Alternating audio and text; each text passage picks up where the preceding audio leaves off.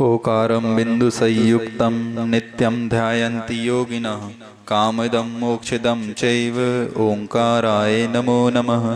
अविरल शब्द घनोग प्रच्छालित सकल भूतल कलंका मुनिवीरूपासित तीर्था सरस्वती हरतनो दुरितम् अज्ञान तिम्रान्ध्यानां ज्ञानान्दं शलाकया चक्षुरुन्मीलितं येन तस्मै श्री गुरुवे नमः। श्री परम गुरुभ्यो नमः। परंपराचार्य गुरुभ्यो नमः।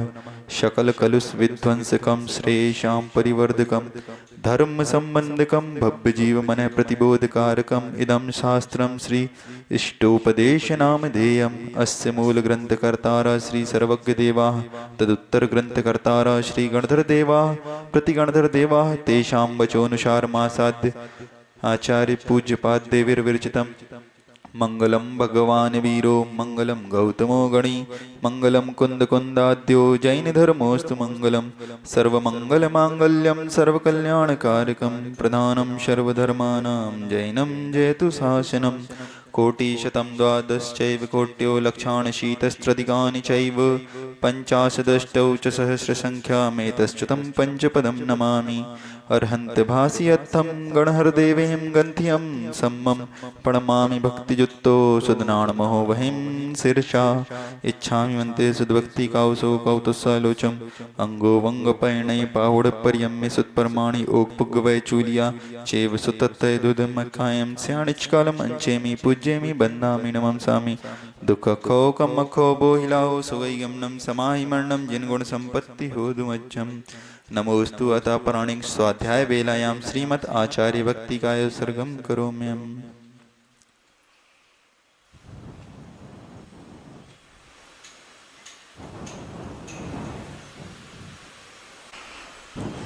श्रुत जलधि पारिकेभ्यः स्वपरमत विभावना पटुमतिभ्यः सुचरितपोनिधिभ्यो नमो गुरुभ्यो गुण गुरुभ्यः। 36 गुण समज्ञे पंच विआचार करण संदर्शे शिष्यानुग्रह कुशले धम्माय दिए सदा वंदे। गुरुवत्ति संयमेण्य तरन्ति संसार सायरं घोरं छिन्नट्टि अट्टकं मम जम्मं मरणं न पावेन्ति। ये नित्यं व्रतमंत्र होम निरता ध्यानाग्निहोत्राकुला षट्कर्मा विरतास्तपोदंदना साधुक्रिया साधव शील प्रावर्णा गुण प्रवर्णाश्चंद्रार्किते ज्योतिका मोक्षद्वार कपाट पाटन भटाः पीडन्तु मां साधव। गुरुवः पान्तु नो नित्यं ज्ञान दर्शन नायका चारित्राणौ गंभीरा मोक्ष मार्गोपदेशकाः। इच्छामि वन्ते आयति भक्ति काउसो कौतुसालोचुं समणान समदर्शन समचरितुत्ताणं पंच विहाचारणम आयर्याणम आयारादिसुदनाणोवदेश्याणम उवज्झायाणम तिर्यण गुणपालर्याणम सब्बसाहुणम स्याणिच्कालम अंचेमि पूज्येमि वन्दामि नमंसामि। दुख खो कम खो बोहिलाहो सुगैगमनम समाहि मरणम जिनगुण संपत्ति हो दुमज्जम। यस्य स्वयं स्वभावाप्ति रभावे कृत्स्न कर्मण तस्मै संज्ञान रूपाय नमोस्तु परमात्मने।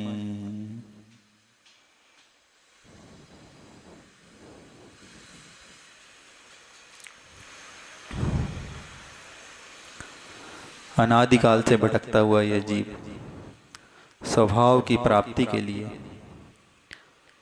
वह भव्य जीव स्वभाव की प्राप्ति के लिए एक एक कदम बढ़ता हुआ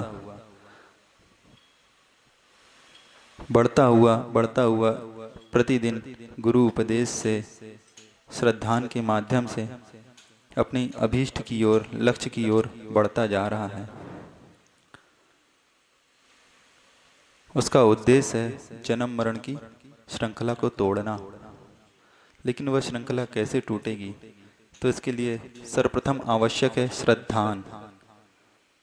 तो वह अपने गुरु से पूछता है कि श्रद्धान होता कैसे है और किस पे श्रद्धान करें।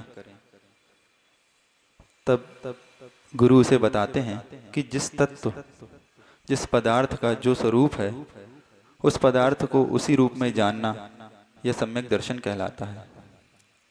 तो वह पूछता है, गुरुदेव आखिर तत्व किसे कहते हैं? बार बार आप तत्व तत्व पदार्थ इन शब्दों का उपयोग करते हैं, आखिर तत्व कहते किसे हैं?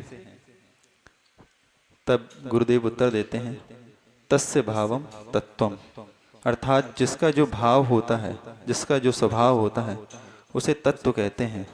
जैसे मनुष्य है तो मनुष्यता, ता प्रत्यय भाववाची होता है। जीवत्व, जो जीता है, जीवत्व, ये भाववाची शब्द है। मतलब जो जीव है उसको जीव रूप में जानना, जो अजीब रूप है अजीब रूप में जानना। इस प्रकार 7 तत्व, 9 पदार्थ, 6 द्रव्य, इनका जो स्वरूप है उसको जो जिस रूप में जानता है, जो जैसे अवस्थित हैं, व्यवस्थित हैं, उस रूप में जानना सम्यक दर्शन कहलाता है। तो आचार्य उमा स्वामी तत्वार सूत्र के प्रथम अध्याय में एक सूत्र कहते हैं कि तत्व 7 प्रकार के होते हैं। जीवा जीवाश्रव बंध संबर निर्जरा मोक्षास तत्वम। तो वह तत्व 7 प्रकार के होते हैं।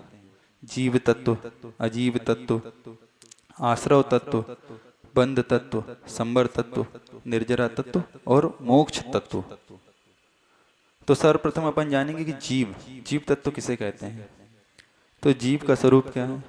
जो ज्ञाता दृष्टा हो, जो जानता हो, जो जीता हो और जीता आया है और जीवेगा। चैतन्य रूप, चेतना रूप जिसमें शक्ति होती है, उसे जीव कहते हैं। और इससे विपरीत होता है अजीव, जिसमें ये गुण नहीं पाए जाते हैं, उसे अजीव कहते हैं। जिसमें चेतना रूप चैतन्य गुण नहीं होता है, वो अजीव कहलाता है, जड़। इसके बाद आता है आश्रव। आश्रव तत्व किसे कहते हैं? जिस प्रकार कर्म होते हैं जो आत्म प्रदेशों में विद्यमान रहते हैं, वो अपने परिणाम के द्वारा कर्म रूप परिणत होने के पूर्व में उनका आगमन होता है। तो कर्मों के आने के द्वार को आश्रव कहते हैं। जिस प्रकार ये उदाहरण सबने सुना होगा, फिर से बता रहे हैं। जैसे नाव है, उसमें एक छेद हो जाता है, छेद होता है तो उससे पानी आने लगता है, तो उस पानी के आने के द्वार को आश्रव कहते हैं। ऐसे कर्मों का आगमन होता है, उसे आश्रव कहते हैं। इसके बाद आता है बंध तत्व। बंध तत्व अपने आत्म प्रदेश में जो वर्गणाएं विद्यमान रहती हैं, वो अपन जैसे परिणाम करते हैं वो एक में एक हो जाती हैं और कर्म रूप में परिणत हो जाती हैं, उसे बंध तत्व कहते हैं। बंध तत्व के बाद आता है संबर। संबर का अर्थ क्या हुआ? कर्मों के आने से रोकना।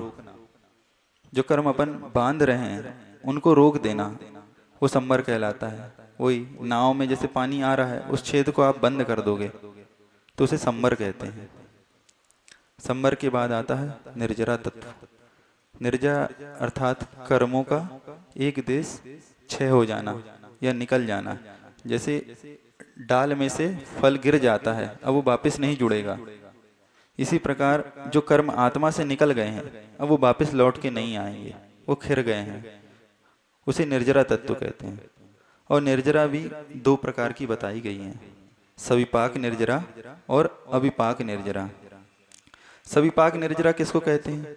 जो कर्म अपने नियत समय में उदय में आते हैं, जिनका जब काल आता है उसी समय उदय में आना, नियत काल में, उसे सवि और खिर जाना, मतलब अपने कर्म को उदय में आके निकल जाना, उसको सविपाक निर्जरा कहते हैं। और इसके बाद आती है अविपाक निर्जरा। तो अविपाक निर्जरा होती है कि अभी उसका उदय का समय नहीं आया है, लेकिन उसके पूर्व भी किसी अन्य माध्यमों से उन कर्मों को उदय में ले आना और उन्हें निकाल देना, अपनी आत्मा से अलग कर देना। जैसे आम हैं या जो भी फल आते हैं कई सारे, इनके पकने में अभी समय रहता है, तो माली क्या करता है, उसको तोड़ के पका लेता है और आप मार्केट में ले आता है और उसको बेच देता है। तो वो आम समय से पहले पक गए या कोई भी फल समय से पहले पक गए, इसको बोलते हैं अविपाक निर्जरा। मतलब अपने कर्मों को समय से पूर्व में ही उदय में ले आना। इसके बाद लेकिन इसमें एक और चीज होती है, अकाम निर्जरा। मजबूरी में जो निर्जरा हो रही है परवश होके, उसे अकाम निर्जरा कहते हैं। जैसे आप जेल में हैं तो वहाँ ब्रह्मचर्य का पालन तो नहीं हो रहा है, लेकिन आपको ब्रह्मचर्य का वहाँ पालन करना पड़ रहा है। तो उसका फल उस रूप में नहीं मिलेगा, आप वहाँ ब्रह्मचारी नहीं कहलाएंगे। या और जो भी भोग्य सामग्री हैं वो आपको भोगने नहीं मिल रही हैं जेल के अंदर या कहीं भी विवस्था में, बोलते हैं ना, मजबूरी में, तो उसके द्वारा अपन को पुण्य नहीं बनता है। कर्मों की निर्जरा तो हो रही है लेकिन उस रूप में नहीं हो रही जिस रूप में होना चाहिए, जिससे कि पुण्य बंध हो। इसके बाद आता है मोक्ष तत्व। मोक्ष तत्व का क्या होता है? अपनी आत्मा से अपने कर्मों का सर्वथा अलग हो जाना, पूर्ण रूप से अब वो कर्म निकल चुके हैं, अब आत्मा एकत्व का अनुभव कर रही है, अब उसमें कोई भी किट्ट कालिमा नहीं है, कर्म रूपी कालिमा निकल चुकी है, उसे मोक्ष तत्व कहते हैं। इसका एक बहुत अच्छा आपके लौकिक जीवन का उदाहरण याद आ रहा है, जिससे आपको ये बात बहुत जल्दी समझ में आ जाएगी। जैसे एक दुकानदार होता है, तो दुकानदार क्या कहलाया? जीव। और जो दुकान होती है वो कहला गई अजीब। अब वो जिसमें माल रखा है, जो माल आ रहा है, वो माल क्या कहलाएगा? आश्रव। हम माल मंगवाते हैं, अब जब उसको सुव्यवस्थित रखते जाते हैं तो वो क्या कहलाता है? बंध। दुकान हो गई, उसका मालिक हो गया, वो जीव हो गया, दुकान अजीब हो गई, और जो माल मंगवा रहे हैं वो आश्रव हो गया। और सुव्यवस्थित रख दिया उसको जमा के जहाँ भी रखना है, तो वो बंद हो गया। अब क्या, धीरे धीरे अपन माल मंगवाना बंद कर देते हैं, दुकान भर गई है, स्टॉक पूरा कर लिया, तो अब हो गई संबर, मतलब अपन और माल अब नहीं मंगवाएंगे। अब उस माल को धीरे धीरे अपन बेच रहे हैं, कम कर रहे हैं, तो ये कहला जाएगी निर्जरा। नया नहीं मंगवा रहे हैं लेकिन पुराना निकालते जा रहे हैं, और एक दिन क्या होता है, दुकान पूरी वापस खाली हो गई, तो ये हो गया मोक्ष तत्व का उदाहरण। इस प्रकार 7 तत्वों का जो स्वरूप है उसको उस रूप में, सुव्यवस्थित रूप में जानना या स्वीकार करना, उसको तत्व कहते हैं और सम्यक दर्शन कहते हैं। इसमें 2 चीज और होती है, पुण्य और पाप। इन दोनों को और ऐड कर दिया जाए तो उसे 9 पदार्थ कहा जाता है। 7 तत्व में पुण्य और पाप 2 और चीज जुड़ जाती है तो वो 9 पदार्थ कहलाने लगते हैं। इस प्रकार इन 9 पदार्थों पर श्रद्धान करता हुआ वह जीव जब आगे बढ़ता है तो उसको श्रद्धान तो हो जाता है। गुरुदेव समझाते हैं कि अगर आपके जीवन में विरक्ति है, वैराग्य है, तभी आप इस जन्म मरण रूपी श्रृंखला को तोड़ पाएंगे। विवेक तभी जागृत हो पाएगा, सच्चा श्रद्धान तभी जागृत हो पाएगा आपके जीवन में। गुरुदेव इतनी मेहनत करते हैं, देखिए कि आप वीतरागता की ओर आपको मोड़ने के लिए इतने प्रयास किए जा रहे हैं। मानसिक प्रयास, वाचनिक प्रयास, कायिक प्रयास, सभी तरह से आपको समझाया जाता है, बताया जाता है, उपदेश दिया जाता है कि अपने राग को कम करो, क्योंकि ये राग है, आत्मा का स्वभाव नहीं है। एक बार अगर ये राग रूपी विभाव छूट गया और आपने स्वभाव की प्राप्ति कर ली तो आपको फिर दोबारा इस संसार में आना नहीं पड़ेगा, क्योंकि आपका आत्मा का स्वभाव ज्ञाता दृष्टा है, ना कि राग द्वेष रूप विभाव परिणति। क्योंकि आप जिस प्रकार देखिए, आपको शुरू में मोक्ष मार्ग में बढ़ने में बहुत कठिनाई लगती है, पसीना आता है, घबराहट होती है, लेकिन आप देखो जब आप टिकट लेने के लिए खड़े होते हैं लाइन में तो कितनी मेहनत करनी पड़ती है। पहले लाइन में लगो, पसीना आता है, फिर जब टिकट काउंटर में से टिकट कटती है, फिर आके ट्रेन में चढ़ने के लिए मेहनत करनी पड़ती है। ट्रेन में चढ़े जाते हैं जैसे तैसे, जब जैसे चढ़ गए अपनी सीट मिल गई तो आप क्या सुख का अनुभव करने लगते हैं, करने लगते कि नहीं? और फिर धीरे धीरे ठंडी ठंडी हवा लगती है तो नींद भी लग जाती है। इसी प्रकार अपने जीवन में है, प्रारंभ में जब अपन संयम को ग्रहण करते हैं, त्याग को ग्रहण करते हैं, तो अपन कठिनाई का अनुभव करते हैं, लेकिन एक बार कुछ दिन हो जाता है, उसको पालन करते करते वो नियम अपन को बहुत सरल लगने लगते हैं, फिर अपन जीवन में कठिनाई का अनुभव नहीं करते हैं। तो जब इस प्रकार वह शिष्य आगे बढ़ता है तो इतना तो वो जान जाता है कि ये शरीर है, घर है, कुटुंबी है, परिवार है, ये सर्वथा मेरे से भिन्न है, अलग हैं, ये मेरा साथ देने वाले नहीं हैं। तो क्या गुरु महाराज से प्रश्न करता है कि इनसे तो मेरा उपकार नहीं होने वाला है, लेकिन उसके अंदर तर्क उठ रहा है, तो क्या मेरा शरीर के द्वारा उपकार नहीं हो सकता है? धन के द्वारा मैं अपना उपकार नहीं कर सकता हूँ क्या? क्योंकि धन के द्वारा धन रहेगा तो मैं दान करूंगा, दान करूंगा तो मेरी आत्मा के ऊपर उपकार हो जाएगा। जब वो इस तरह के विपरीत प्रश्न करता है तो उसे समझाने के लिए आचार्य महाराज जी इस कारिका को बोलने आ रहे हैं। यज्जीवस्योपकाराय तद्देहस्यापकारकम्, यद्देहस्योपकाराय तज्जीवस्यापकारकम्, यज्जीवस्योपकाराय तद्देहस्यापकारकम्, यद्देहस्योपकाराय तज्जीवस्यापकारकम्।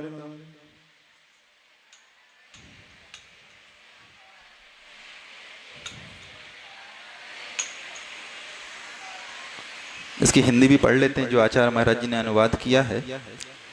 तन का जो उपकारक है वह चेतन का अपकारक है, चेतन का उपकारक है जो तन का वह अपकारक है।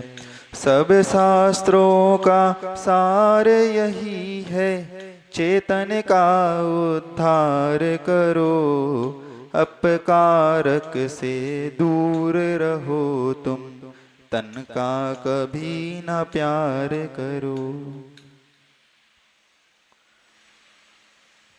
बहुत सरल कारिका है इस इष्टोपदेश में। 4 शब्दों में ये कारिका पूरी हो गई है। जीव, अजीव, उपकार और अपकार। क्या? जो कार्य आत्मा का उपकार करने वाला है वह शरीर का अपकार करने वाला है, और जो शरीर का उपकार करने वाला है वह आत्मा का अपकार करने वाला है। यत सबसे पहले आया ना, यत जीवस्य उपकारस्य। यत अर्थात जो कार्य, जीव अर्थात आत्मा अथवा जीव का जो उपकार करने वाला है, तत् अर्थात वह, देहस्य अर्थात देह का, शरीर का, अपकारम अपकारकम अर्थात अपकार करने वाला है, अर्थात नुकसान पहुंचाने वाला है, शरीर को हानि पहुंचाने वाला है। यत जो कार्य देहस्य उपकार का है अर्थात शरीर का उपकार करने वाला है, वह जीवस्य अपकारकम अर्थात आत्मा का अपकार करने वाला है। अगर आप अपनी आत्मा का उपकार करते हैं तो शरीर का अपकार होता है, और शरीर का उपकार करते हैं तो आत्मा का अपकार होता है। इंग्लिश में क्या कहेंगे इसको?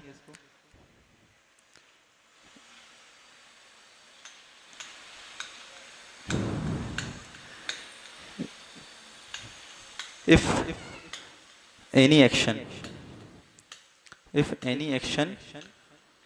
beneficial to soul is harmful to body, and if any action beneficial to body is harmful to soul।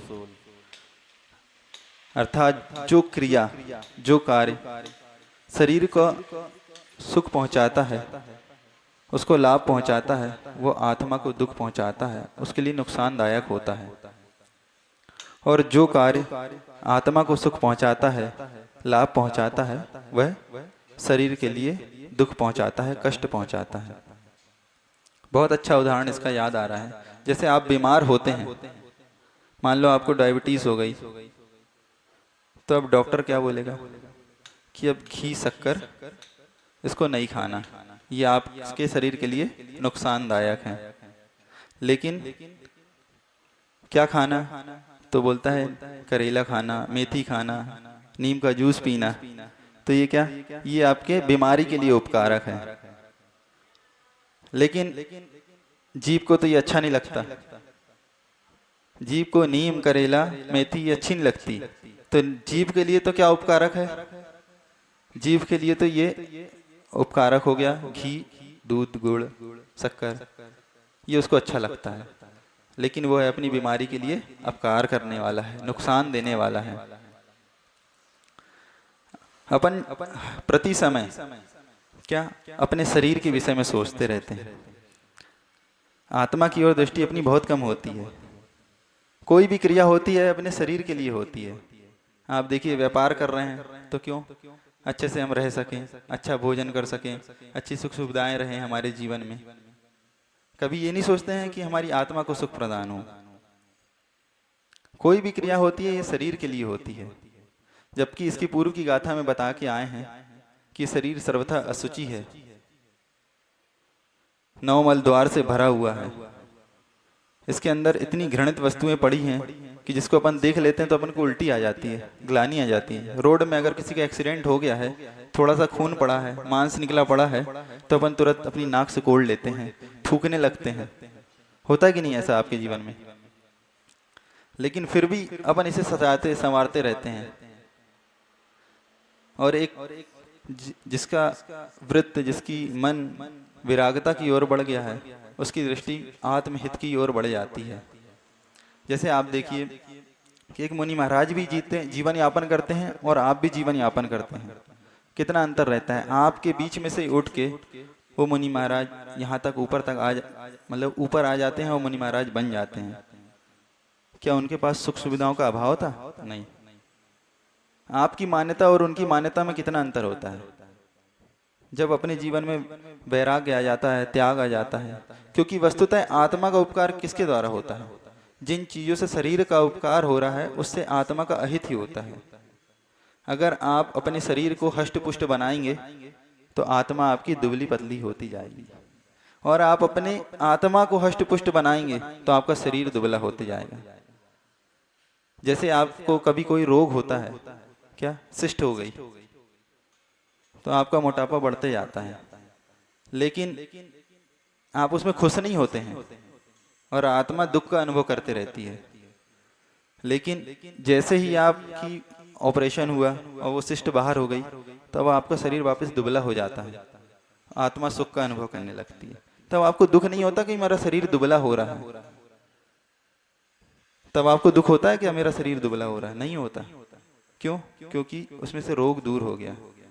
लेकिन अपन रात दिन पंचेंद्रिय विषयों में लगे रहते हैं, अच्छा अच्छा भोजन बनाते हैं, होटल जाते हैं, सब क्या उद्देश्य क्या रहता है? मेरा शरीर दुबला नहीं होना चाहिए, चमक बनी रहनी चाहिए, हष्ट पुष्ट होना चाहिए। लेकिन वस्तुतः आत्मा का उपकार तो त्याग के द्वारा हो सकता है, संयम के द्वारा हो सकता है, तप के द्वारा हो सकता है। रत्नत्रय के द्वारा ही पूर्ण रूप से आत्मा का उपकार हो सकता है। लेकिन आप अगर आत्मा की उपकार की ओर दृष्टि रखेंगे, आत्मा के उपकार की ओर दृष्टि रखेंगे, तो शरीर तो दुबला होगा, क्योंकि इसको कष्ट दिए बिना आत्मा मजबूत नहीं हो सकती। क्योंकि हमने एक बहुत सुंदर लाइन पढ़ी थी कि सुख सुविधा में व्यक्ति का हमेशा विनाश ही होता है, विकास नहीं होता। आप लोग क्या सोचते हैं? सुख सुविधा जितनी बढ़ेगी हमारा विकास हो रहा है, लेकिन होता इससे विपरीत है। जितनी सुख सुविधाएं बढ़ती हैं उतना हमारा विनाश होता चला जाता है, उतना हमारा प्रमाद बढ़ता जाता है, उतना हमारा जीवन ह्रास की ओर बढ़ता जाता है। और सुविधाओं के अभाव में धर्म तो हो जाता है, लेकिन सुविधाओं के साथ धर्म नहीं हो पाता है। धर्म से अपन विमुख होते जाते हैं, उस त्याग तप संयम इनसे विमुख होते जाते हैं।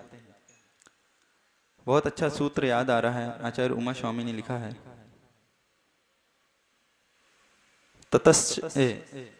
तपसा निर्जराच, क्या तपसा निर्जराच, तप के द्वारा ही निर्जरा होती है, और च से संवर भी होता है। अभी आपको स्वरूप बताया संवर और निर्जरा का। संवर अर्थात कर्मों को आने से रोकना, और निर्जरा मतलब निकाल देना, उन्हें बाहर कर देना, एक दिस आत्मा से कर्मों का झर जाना, ये निर्जरा है। तो ये किसके द्वारा हो सकती है? ये तप के द्वारा ही हो सकती है ये निर्जरा। अगर आप महाराज जी तप करने में तो बहुत पसीना आता है, क्योंकि मेहनत होती है, शरीर को कष्ट होता है, अपने मन को रोकना पड़ता है। आप लोग से बोला जाए कि ये नियम ले लो, महाराज जी कैसे हो पाएगा? हमारे जीवन में बहुत कठिन है, हम नहीं कर पाएंगे। क्यों? महाराज जी शरीर सहन नहीं कर सकता हमारा। तो क्या ये जो मुनि महाराज जी आए हैं, गुरुदेव हैं, बड़े महाराज जी हैं, या जो भी महाराज जी आपको देखने में आ रहे हैं, ये क्या आपसे अलग हैं, भिन्न हैं? इनके पास भी वही शरीर है जो आपके पास है, वही सहनन है जो आपके पास है। लेकिन इससे उल्टा होता है क्या कि अपन सुख सुविधाओं में डूबते चले जाते हैं और आत्मा की ओर अपना ध्यान ही नहीं देते हैं कि आत्मा भी कोई चीज है। क्योंकि अनादिकाल से ये चीज तो चल रही है ना, शरीर मिल रहा है, फिर जन्म हो रहा है, फिर मरण हो रहा है, फिर जन्म हो रहा है, फिर मरण हो रहा है। कभी ये पद्धति रुकी क्या? ये श्रृंखला रुकी क्या? कभी नहीं रुकी। फिर भी आचार्य महाराज अपन को उपदेश दे रहे हैं कि तप के द्वारा इस शरीर को सर्वथा अलग किया जा सकता है।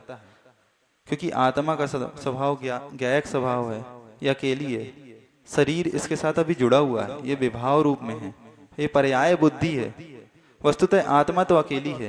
जब तक अपन इस पर्याय बुद्धि को छोड़ेंगे नहीं कि ये शरीर मेरा है, मैं इसका साथी हूँ, जब तक ये पर्याय बुद्धि छूटेगी नहीं, तब तक आत्मा एकत्व का अनुभव नहीं कर सकती। वस्तुतः अपन को क्या चिंतन करना चाहिए कि शरीर मुझसे भिन्न है, ये जो कष्ट हो रहे हैं मेरे शरीर को हो रहे हैं, जो तप रहा है ये शरीर तप रहा है, इसके माध्यम से आत्मा तपेगी। जैसे आप लोग दूध गर्म करते हैं तो तपेली में गर्म करते हैं, तो दूध को उबालना है तो क्या कभी बिना पात्र को गर्म किए, बिना पात्र गर्म हुए दूध उबल सकता है क्या? नहीं उबल सकता। अगर आप उसमें दूध को गर्म करने रखेंगे तो पहले गंजी या तपेली जो भी बोलते हैं वो पहले गर्म होगी, बाद में दूध गर्म होगा या पानी गर्म होगा।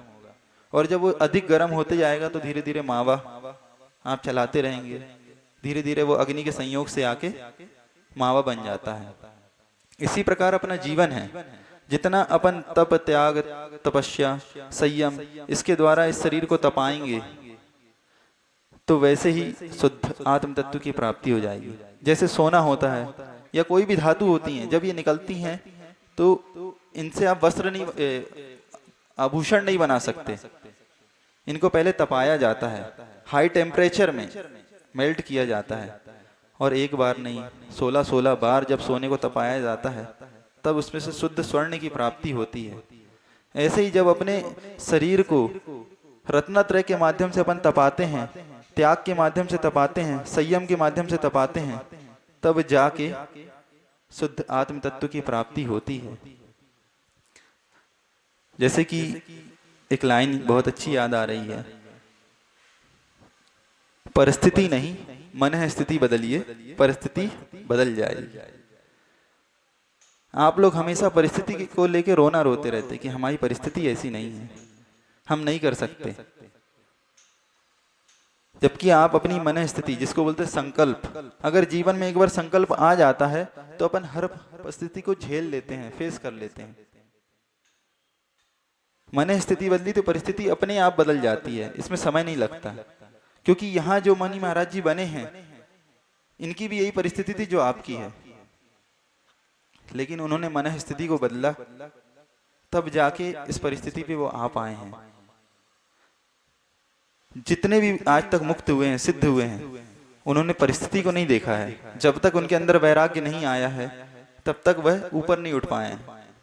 वो आदिनाथ भगवान ही क्यों ना हो, 83 लाख पूर्व तक विषयों का भोग करते रहे, उसी में उन्हें सुख का अनुभव हो रहा था। लेकिन जब उनका मन बदला नीलांजना के नृत्य को देख के कि शरीर तो अनित्य है, ये तो पर्याय है, देखो एक क्षण में बदल गई, तब उनको वैराग्य आया, तब अब उनके मन स्थिति बदली।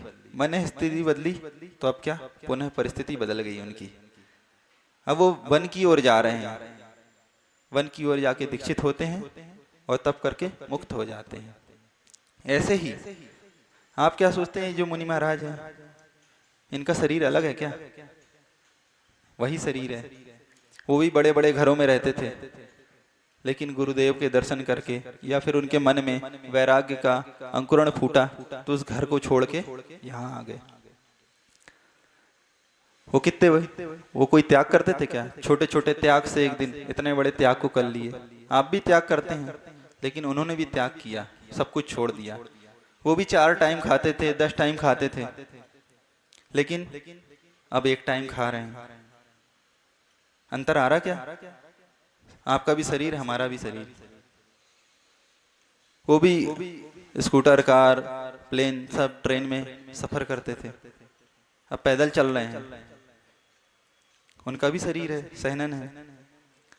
आप चप्पल पहन के चलते हैं बड़ी बड़ी कंपनियों के, लेकिन वो भी चल रहे हैं, नंगे पैर चल रहे हैं ना, चलना तो रुका नहीं। बताइए संसार कहीं रुका हो तो बताइए। आप भी टीवी देखते हैं, मोबाइल चलाते हैं, वो भी स्वाध्याय कर रहे हैं। आपका भी देखना हो रहा है, लेकिन हमारा भी देखना हो रहा है, लेकिन देखने की दृष्टि में कितना अंतर है। आप भी भोजन कर रहे हैं, अच्छे से बैठ के कर रहे हैं, महाराज जी एक टाइम खड़े होके कर रहे हैं, अंजलि में कर रहे हैं। वो भी, उनका भी पेट भर रहा है, उनको भी भूख लग रही है, उनको भी प्यास लगती है, लेकिन जब उतने से भोजन से उनका काम चल सकता है, तो क्या आपके अंदर वो शक्ति ही नहीं है? आपके अंदर भी तो उतनी ही शक्ति है। वो भी पाटे में विश्राम करते हैं, दिन भर पाटे में बैठे रहते हैं। आपको थोड़ी देर बोला जाए जमीन में बैठ जाओ तो गड़ने लगती जमीन, गद्दा चाहिए, सोफा सेट चाहिए। वो भी रात को विश्राम करते हैं, पाटे में विश्राम करते हैं, बिना तकिया के। आपको तकिया भी चाहिए, गद्दा भी चाहिए। तो आपके बीच में से ही तो देखो, वो मुनि महाराज आपके बीच में से ही उठ के ऊपर आए हैं। उनके पास किसी प्रकार की कमी नहीं थी, उनके यहाँ धन वैभव की कमी नहीं थी, लेकिन तब तक जब तक वो घर में थे तो उनकी दृष्टि शरीर की ओर थी, और अब उनकी दृष्टि किसकी ओर हो गई? आत्मा की ओर, कि जब तक ये शरीर तपेगा नहीं तब तक शुद्ध आत्म तत्व की प्राप्ति नहीं हो सकती। तो अब आगे बोला जाए कि तप क्या कहलाता है, अर्थात कष्टों को सहन करना तप कहलाता है। तो तप के लिए भी आचार्य उमा स्वामी तत्वार्थ सूत्र में वर्णन करते हैं कि 12 प्रकार के तप होते हैं। तो पहला सूत्र आता है, 2 प्रकार से डिवाइड किया गया है तपों को, बाह्य तप और अभ्यंतर तप। तो बाह्य तप 6 प्रकार के और अभ्यंतर तप 6 प्रकार के। तो अंसनाव मौदरी वृत्ति परिसंख्यान रस परित्याग विविक्त शय्यासन काय क्लेश बाह्यम तप, ये 6 प्रकार के बाह्य तप हो गए। तो पहला तप होता है अनशन। अनशन का अर्थ होता है उपवास। अनशन का अर्थ होता है उपवास। तो ये उपवास क्यों किया जाता है? तो जो मुनि महाराज होते हैं ना, वो संयम की वृद्धि के लिए उपवास करते हैं। इसके द्वारा शरीर की सहनशीलता बढ़ेगी, हमारा संयम ज्यादा समय तक बना रहेगा। तो उस दिन वो भोजन नहीं करेंगे, या फिर जल बस लेके आ जाएंगे, या तो जल उपवास या निर्जल उपवास। इसके बाद आता है उनोदर। उनोदर का अर्थ होता है भूख से थोड़ा कम खाना। भूख से थोड़ा कम खाना। तो उनोदर को 3 भाग में डिवाइड किया गया है, जघन्य उनोदर, मध्यम उनोदर और उत्कृष्ट उनोदर। तो जघन्य उनोदर क्या कहलाता है कि आपको जितनी भी भूख है उससे 1 ग्रास कम खा के आ जाना, ये भी उनोदर तप है। और मध्यम, तो मध्यम जो इसके बाद जो भी है जघन्य उत्कृष्ट, उत्कृष्ट उनोदर क्या कहलाता है? 1 चावल के दाने बराबर लेके मुनि महाराज लेके उसको बैठ जाएंगे।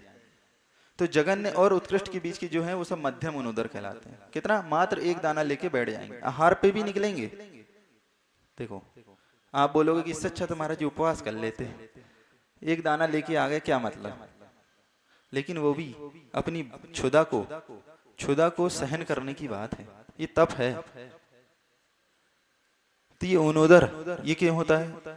ये इंद्रियों में कंट्रोल करने के लिए होता है, कि अपने शरीर को पुष्ट ना हो, ये अपनी इंद्रियां पुष्ट ना हो, किसी प्रकार का प्रमाद ना आए। इसलिए बोलते हैं ना, भूख से थोड़ा कम खाओ, नींद कम आएगी, पेट भर के खा लोगे तो जाके सो जाओगे। ये उनोदर हो गया। फिर आता है वृत्ति परिसंख्यान।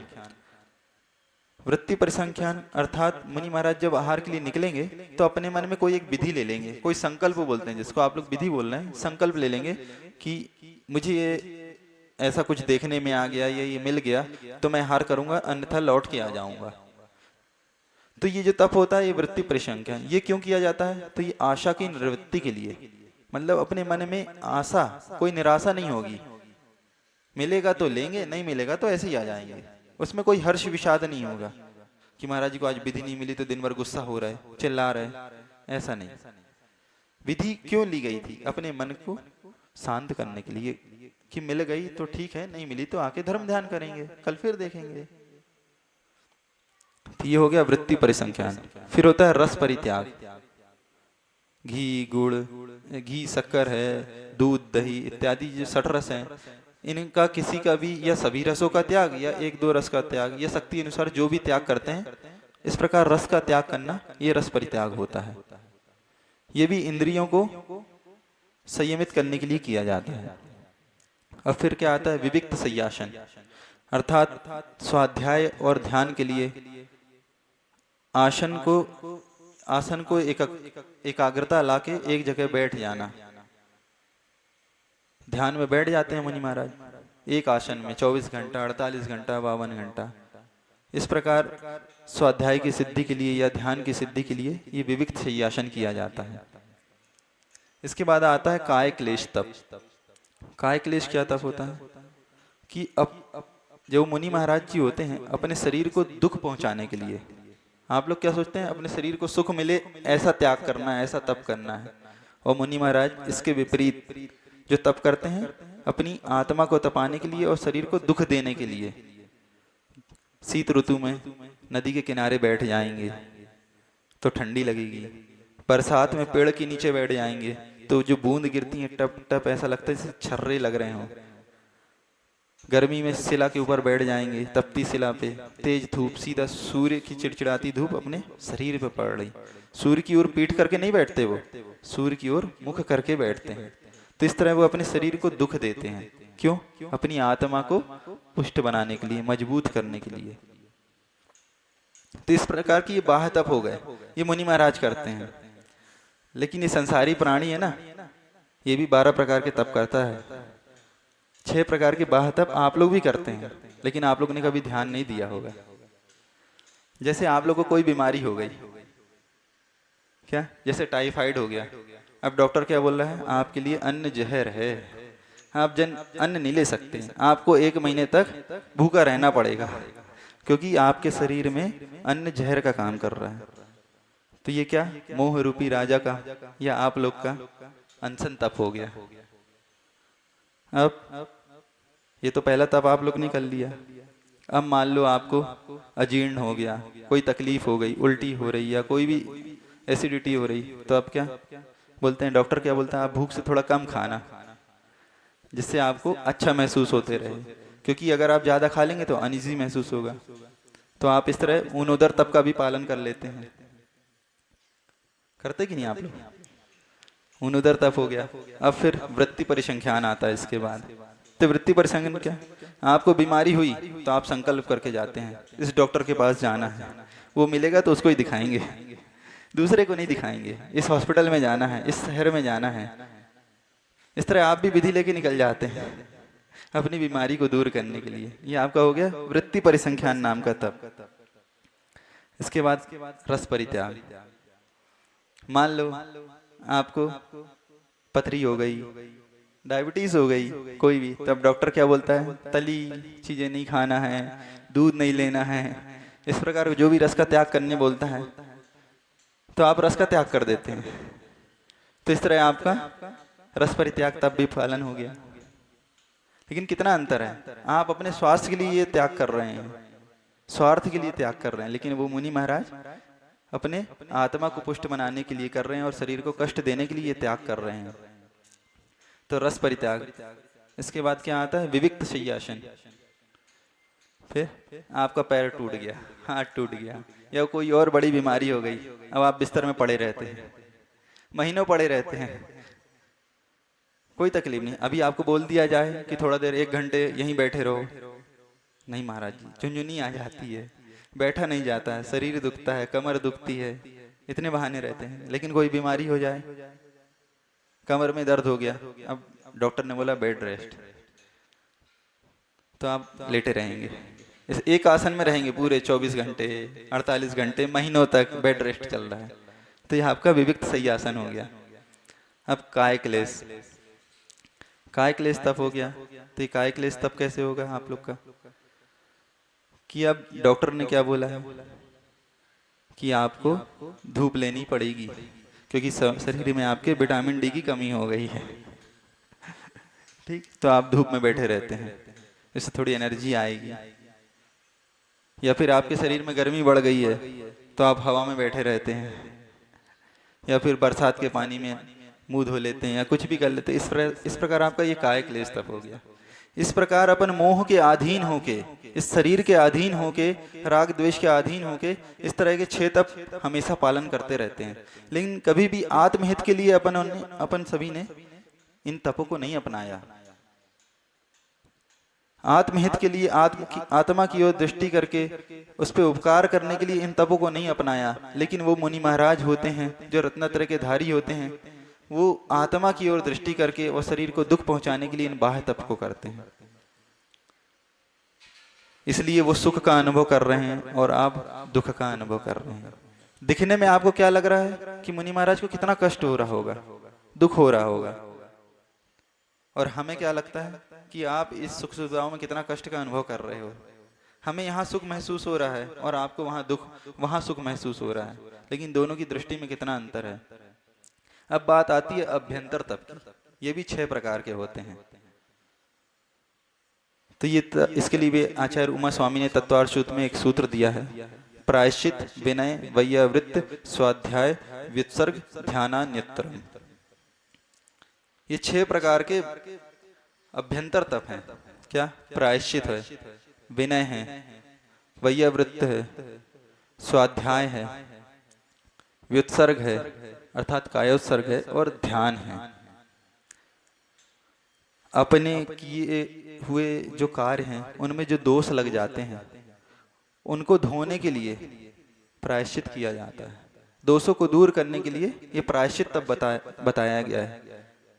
मुनि महाराज के जीवन में जो भी दोष लगते रहते हैं उनकी क्रियाओं के द्वारा, प्रवृत्ति के द्वारा, उसको वो दूर करते हैं गुरुओं द्वारा प्रायश्चित लेके। इसके बाद आता है विनय।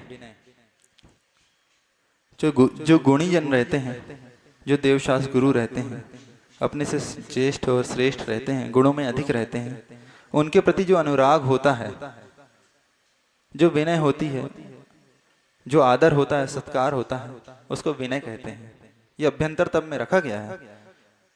जो आप लोग ऊपर ऊपर से प्रदर्शित करते हैं ना, ये विनय नहीं है। विनय तो होती है अंदर से। इसको हम बाह्य तप की वृद्धि के लिए अभ्यंतर तप किया जाता है, क्योंकि बाह्य तप तो हर कोई कर सकता है, लेकिन अभ्यंतर तप बहुत कठिन चीज है। अंदर से विनय आनी चाहिए, सिर्फ औपचारिकता नहीं।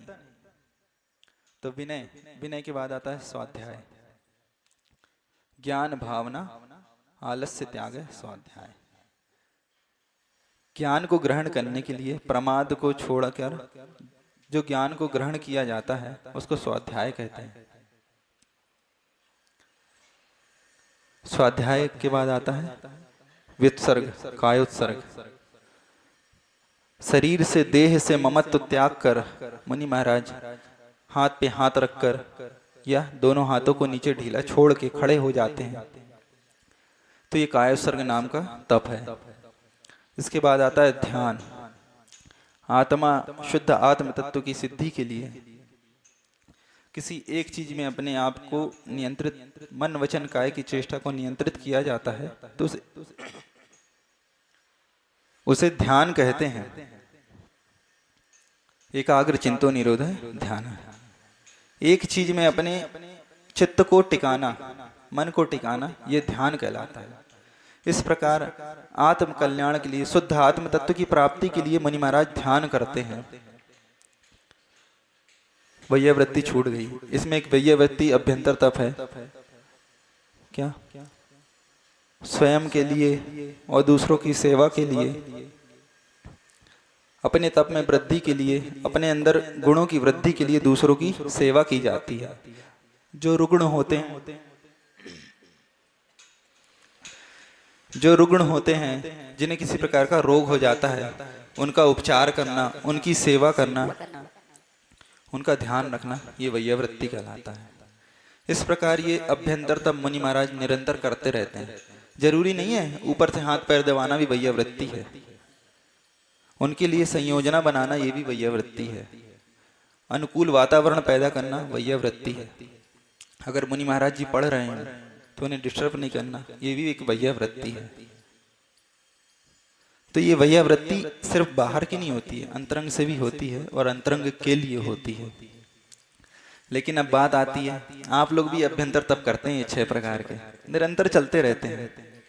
अब कैसे? तो सबसे पहला आता है प्रायश्चित। तो जैसे अब आपका पेट का गोला खिसक गया, तो अब डॉक्टर क्या बोलता है कि आप इतने दिन तक भोजन नहीं करना, आपको सिर्फ लिक्विड लेना है। या कोई भी बड़ी बीमारी हो गई, जैसे ऑपरेशन होना है, सबसे अच्छा रोग क्या, ऑपरेशन होना है, तो डॉक्टर क्या बोलता है 24 घंटे अब आपको खाना नहीं है, कुछ भी खाने नहीं मिलेगा। तो आपका ये प्रायश्चित स्वरूप में प्रायश्चित तप हो गया। विनय, अब आप लोग व्यापार करते हैं, घर में रहते हैं, संबंधी हैं, सबकी आप कितनी विनय करते हैं? जहां जहां स्वार्थ रहता है सब जगह विनय करते रहते हैं आप, किसी का आप तिरस्कार नहीं करते हैं, क्योंकि आपका ग्राहक है, लौट जाएगा। इतनी विनय दिखाते हैं जैसे आपसे बड़ा कोई विनयवान कोई नहीं हो, आपके लिए वो भगवान हो जाता है।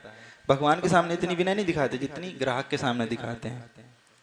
ये विनय रूप आपका अभ्यंतर तप हो गया। इसके बाद वैया वृत्ति, तो आप घर वाले हैं, परिवार वाले हैं, आप कभी अपनी पत्नी की, माँ की, बच्चों की, संबंधियों की, इन सब की सेवा करते रहते हैं। कहीं बुखार है, कोई भी बीमारी है, हाथ पैर दबाना है, तो वैया वृत्ति भी आप अच्छे से करते रहते हैं। ये आपका अभ्यंतर तप है। वैया वृत्ति के बाद आ गया स्वाध्याय। महाराज जी स्वाध्याय कैसे होगा? नहीं, अब आप दिन भर व्यापार करते हैं, अब शाम को आके हिसाब लगा रहे हैं, बिल्कुल पूरा मन, नींद गायब है, भूख गायब है, बिल्कुल घंटों अब बैठे हैं, किससे कितना लिया, किसको कितना देना है, क्या करना है। ये आपका स्वाध्याय रूप तप है। अब स्वाध्याय हो गया, तो इसके बाद आता है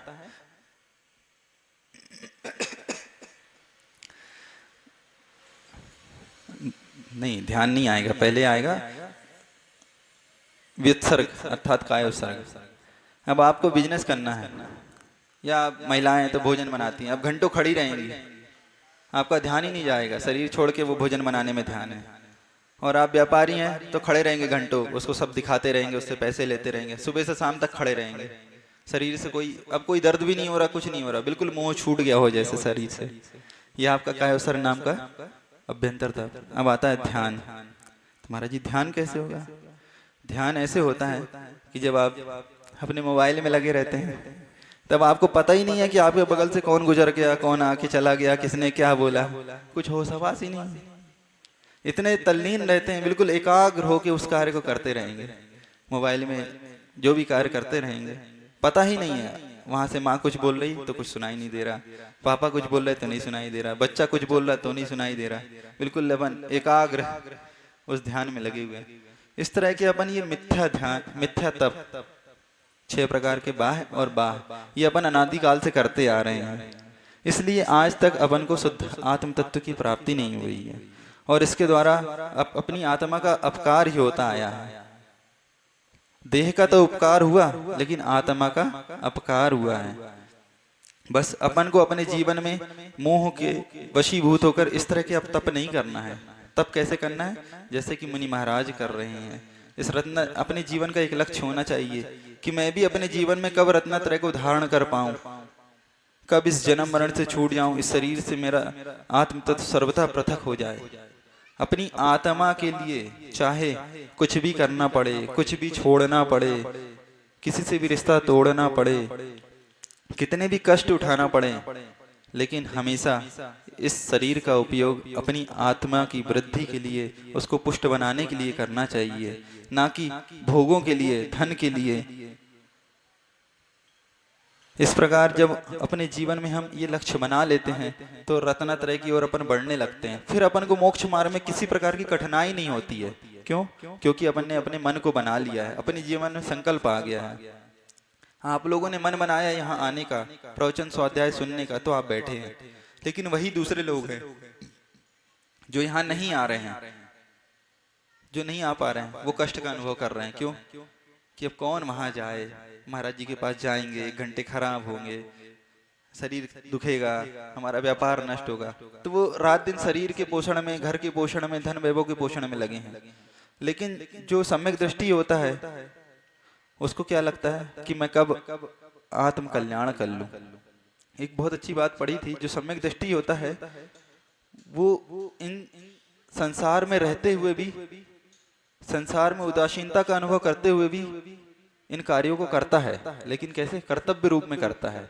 उसको ये चीजें रुचती नहीं है, करना पड़ता है कि अब मैं इस संसार में फंस गया हूँ, इस गृहस्थी में फंस गया हूँ, तो मुझे इनका निर्वहन करना पड़ेगा। इस उद्देश्य से वह आत्म तत्व को ध्यान में रखता हुआ बाहर मोक्ष मार्ग की ओर बढ़ जाता है। ज्यादा कुछ नहीं करना है, मोक्ष मार्ग की ओर बढ़ना है ना, तो मोह मार्ग को पीठ दिखानी होगी। अगर मोह मार्ग की ओर पीठ हो गई तो मोक्ष मार्ग की ओर आपका मुख हो जाएगा, क्योंकि मार्ग एक ही है। सम्मुख चलेंगे तो मोक्ष मिलेगा और पीछे चलेंगे तो संसार। चलना तो एक ही तरफ होता है। इस प्रकार अपन को यह ध्यान रखना है कि जो चीजें अपने जीवन में उपकार करती हुई दिख रही हैं, वस्तुतः वह उपकारी नहीं है। उपकारी तो ये रत्नत्रय है, त्याग है, तप है, संयम है, जिसके द्वारा आत्मा पुष्ट होती है और एक दिन अपने आप को इस शरीर से पृथक करके, कर्मों से पृथक करके शुद्ध आत्म तत्व की अनुभूति करती है। इसी भावना से अहिंसा परमो धर्म की जय। बोधि समाधि परिणाम शुद्धि, स्वात्मोपलब्धि शिव सौख्य सिद्धि, चिंतामणिम चिंतित वस्तुदाने त्वं बंद मानस्य ममास्तु देवी।